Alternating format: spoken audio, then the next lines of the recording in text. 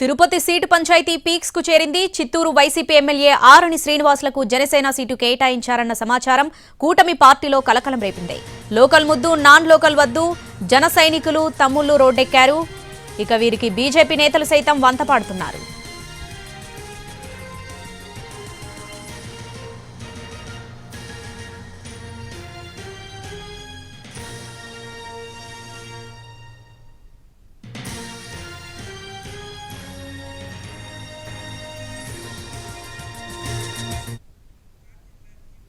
రెడ్డి దీనికి సంబంధించి పూర్తి అప్డేట్స్ మా ప్రతినిధి కార్తిక్ లైవ్ లో అందిస్తారు. కార్తిక్.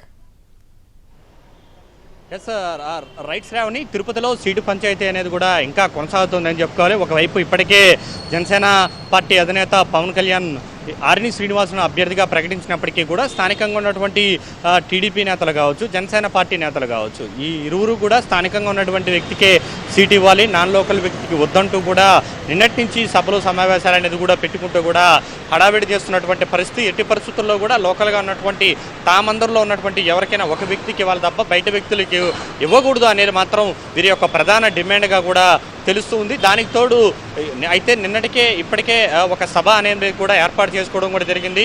ఏదైతే 10 గంటల ప్రాంతంలో ఆత్మగౌరవ సభ పేరుతో కూడా ఇరు పార్టీలు కూడా ఏర్పాటు చేసుకున్నాయి. అయితే ఆ సభను పార్టీలు అయితే ప్రస్తుతానికైతే రద్దు చేసుకున్నట్టుగా కూడా తెలుస్తుంది. ఏదైతే పార్టీ పెద్దల సూచన మేరకు దాన్ని పూర్తి స్థాయిలో ఈ యొక్క సమావేశాన్ని రద్దు చేసుకున్నట్టుగా కూడా తెలుస్తుంది. పార్టీ పెద్దలు ఇప్పుడున్నటువంటి పరిస్థితుల్లో సభను పెట్టకూడదంటూ కొన్ని సూచనలు చేయడం కూడా జరిగింది. మిగతా అందరితో చర్చించేటువంటి అవకాశం ఉన్నటువంటి నేపథ్యంలో ప్రస్తుతానికి ఆ యొక్క సభ అయితే ఆత్మగౌరవ సభ అయితే వాయిదా వేసుకోవడం కూడా జరిగింది. తదుపరి కార్యాచరణ ప్రకటిస్తామంటూ కూడా ఇరు పార్టీల నేతలు కూడా చెప్పడం కూడా జరిగింది. అయితే ఈ నేపథ్యంలోనే మరొక వైపు అభ్యర్థిగా ప్రకటించినటువంటి ఆరణి శ్రీనివాసులు కూడా కొద్దిసేపటి క్రితమే తిరుపతికి రావడం కూడా జరిగింది. ఆయన కపిలేశ్వర స్వామి ఆలయానికి వెళ్ళి ఆయన ప్రత్యేక పూజలు చేసి నేను మీ వాడినే, మీ జిల్లాకు చెందిన వాడినే కాబట్టి ఎట్టి పరిస్థితుల్లోనూ తిరుపతిలో జనసేన పార్టీ జెండాను ఎగరవేసేలాగా కూడా తాను పనిచేస్తాను, అందరినీ కలుపుకొని ముందుకు వెళ్తానంటూ కూడా ఆయన కూడా చెప్పడం కూడా జరిగింది. మరి కాసేపట్లోనే ఎవరైతే టీడీపీ నేతలు ఉన్నారో, మరొక వైపు జనసేన పార్టీ నేతలు ఉన్నారో వారందరినీ కూడా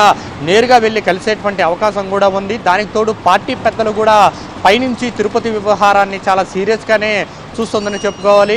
గతంలో ఉన్నటువంటి నేతలు కావచ్చు, ఒకవైపు తెలుగుదేశం పార్టీ నుంచి కావచ్చు, జనసేన పార్టీ నుంచి కావచ్చు, పదుల సంఖ్యలో అభ్యర్థులు ఉన్నటువంటి నేపథ్యంలో ఇటు ఏదైతే ఆపోజిట్లో ఉన్నటువంటి వైఎస్ఆర్ కాంగ్రెస్ పార్టీ అభ్యర్థిగా ఉన్నటువంటి బొమ్మన అభినయరెడ్డిని ఢీకొనాలంటే ఇటు ఆర్థికంతో పాటు అంగబలంగా ఉన్నటువంటి నేత, సీనియర్ నేతగా ఉన్నటువంటి ఒక వ్యక్తిని పెట్టాలనే ఉద్దేశంలో భాగంగానే పవన్ కళ్యాణ్ నిర్ణయం తీసుకున్నారు. కాబట్టి ఆయన అధినేత నిర్ణయానికి అందరూ కూడా కలిసికట్టుగా పనిచేయాలని మాత్రం ఏదైతే జనసేన పార్టీ పెద్దల దగ్గర నుంచి ఇక్కడ ఉన్నటువంటి స్థానిక జనసేన నేతలకు కూడా ఒక సూచన అయితే వచ్చింది. మరొక వైపు తెలుగుదేశం పార్టీ నుంచి కూడా దాదాపు పార్టీ పెట్టి తిరుపతిలోనే పార్టీ అనేది కూడా తెలుగుదేశం పార్టీ అనేది కూడా పుట్టింది. ఇక్కడ మొదటిసారి ఎన్టీఆర్ అనేది పోటీ చేశారు.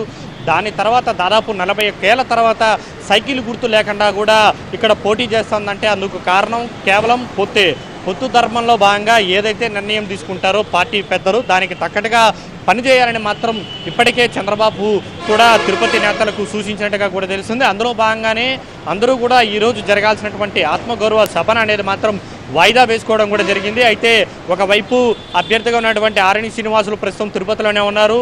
అసంతృప్తి నేతలందరూ కూడా ప్రస్తుతం తిరుపతిలోనే ఉన్నారు. అయితే వీళ్ళందరూ కలుస్తారా, కలిస్తే ఏ విధంగా కలిసి పనిచేయడానికి పెద్దలు ఏ విధంగా ప్రయత్నాలు చేస్తారనేది మాత్రం చాలా ఆసక్తికరంగా మారింది. Shravani. Right Karthik, thanks for the updates.